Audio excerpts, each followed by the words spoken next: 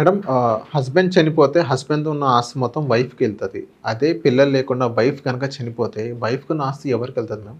Husband కనుక చనిపోతే వీళ్ళనామా రాయకుండా కనుక చనిపోతే అతని సెల్ఫ్ ఎక్వైర్డ్ ప్రాపర్టీ అంటే తన వైఫ్కి పిల్లలకి వెళ్ళిపోతుంది. ఓకే, ఇది general rule. Hindu succession act ప్రకారం ఇది general rule. Even Indian succession act కూడా అదే చెప్పింది. బట్ ఒకవేళ వైఫ్ కనుక వైఫ్కి వచ్చిన ప్రాపర్టీ ఒకవేళ ఫాదర్ సైడ్ నుంచి వచ్చింది అనుకోండి, ఫాదర్ ఇది ఒకటి వినండి క్లియర్ గా, ఒకవేళ ఆ వైఫ్ కి వచ్చే ప్రాపర్టీ ఫాదర్ సైడ్ నుంచి వచ్చిన ప్రాపర్టీ ఫాదర్ సైడ్ నుంచి వచ్చి అంటే తన తండ్రి దగ్గర నుంచి వచ్చిన ప్రాపర్టీ, తను వీళ్ళనామా లేకుండా చనిపోయింది అండ్ పిల్లలు కూడా లేరు అనుకోండి, అప్పుడు ఆస్తి ఎవరికి పోతుంది అనుకుంటున్నారు? హస్బెండ్కి వెళ్తుందా?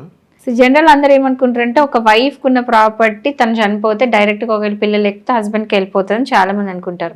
కనుక సెక్షన్ 15 clause 2 ప్రకారం ఏంటంటే ఒకవేళ కనుక వైఫ్ ఇంటెస్టేట్ చనిపోతే అంటే వితౌట్ వీళ్ళనామా చనిపోతే పిల్లలు లేరు అంటే ఆ ప్రాపర్టీ ఫాదర్ సైడ్ నుంచి వచ్చి ఉంటే మాత్రం అది హస్బెండ్కి వెళ్ళదు.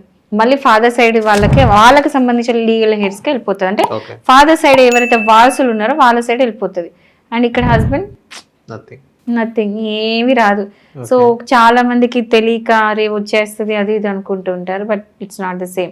అంటే మన దేశంలో ఆడవాళ్ళకి ఉన్నంత ఫెసిలిటీస్ లాస్ అంటే అందరూ వచ్చి అంటూ ఉంటారు. చాలా మంది క్లయింట్స్ అడిగిన అంటే నాకు కన్సల్టేషన్స్ వచ్చిన వాళ్ళు అడుగుతుంటారు, ఏం మేడం అన్ని లాస్ అన్ని కూడా విమెన్ ఫేవర్లోనే ఎక్కువ ఉన్నాయి, మెన్ ఫేవర్లో ఏం లేదు అంటే అప్పుడప్పుడు బాగా దీర్ఘంగా ఆలోచిస్తే నాకు కూడా అనిపిస్తుంది కరెక్ట్గా అనాలిసిస్ చేస్తే కరెక్టే. చాలా మటుకు ఏంటంటే ముందు విమెన్ బాగా సఫర్ అవుతుండేవాళ్ళు, బట్ పోతుంటే ఉల్టా ఇప్పుడు మెన్ బాగా సఫర్ అవుతున్నారు.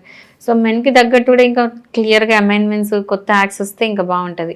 సో ఇది ఒక ఎగ్జాంపుల్ అని చెప్పుకోవచ్చు. ఒకవేళ హస్బెండ్ కనుక సంపాదించుకున్న ఆస్తి తను చనిపోయిన వైఫ్ కి డైరెక్ట్ వెళ్ళిపోతుంది వితౌట్ ఎనీ డౌట్. బట్ ఒకవేళ ఫాదర్ నుంచి యాన్సెస్ట్రల్ ప్రాపర్టీ వచ్చినా కూడా ఒక షేర్ అనేది వైఫ్ కి పోతుంది. ఈక్వల్ షేర్స్ కదా అందరికి లీగల్ హెయిర్స్, ఒక షేర్ అనేది వైఫ్ కి పోతుంది. బట్ సేమ్ అట్లనే వైఫ్ కనుక ఇంటెస్టేట్ చనిపోతే తన షేర్ అనేది హస్బెండ్ కి వెళ్ళదు. ఒకవేళ వీళ్ళనామా రాసిస్తే వైఫ్ ఒకవేళ వీళ్ళనామా రాసేస్తే నో క్వశ్చన్స్ రేస్డ్. ఆమె ఎవ్వరి పేరు మీద రాస్తే వాళ్ళకే పిల్లలు అంటే పిల్లలు లేదు, ఆమె వెళ్ళి ఒక నచ్చిన అనాథాశ్రమంకి ఎవరికి ట్రస్ట్ కి రాసినా అది వాళ్ళకి వెళ్ళిపోతుంది. ఎందుకంటే ఆమె వీళ్ళనామా రాసింది కాబట్టి. వీళ్ళనామా మీనింగ్ అదే కదా, ఎవరికి ఇవ్వాలని క్లియర్ ఇస్తే లాస్ట్. ఇప్పుడు ఇంకోటి వీళ్ళనామా ఎన్నిసార్లు చేంజ్ చేసుకోవచ్చు, చాలా మంది క్వశ్చన్ అడుగుతూ ఉన్నారు నాకు, అంటే డిఎమ్స్ కూడా పెడతా ఉన్నారు ఇన్స్టాగ్రామ్ లో, మేడం వీళ్ళనామా ఎన్నిసార్లు చేంజ్ చేసుకోవచ్చు, వీళ్ళనామా ఎన్నిసార్లు చేంజ్ చేసుకోవచ్చు before you die. And last ఏదైతే ఉందో మీరు చనిపోయకుండా లాస్ట్ డేటెడ్ ఏదైతే ఉందో అది అప్లై అవుతుంది. Okay, thank you ma'am.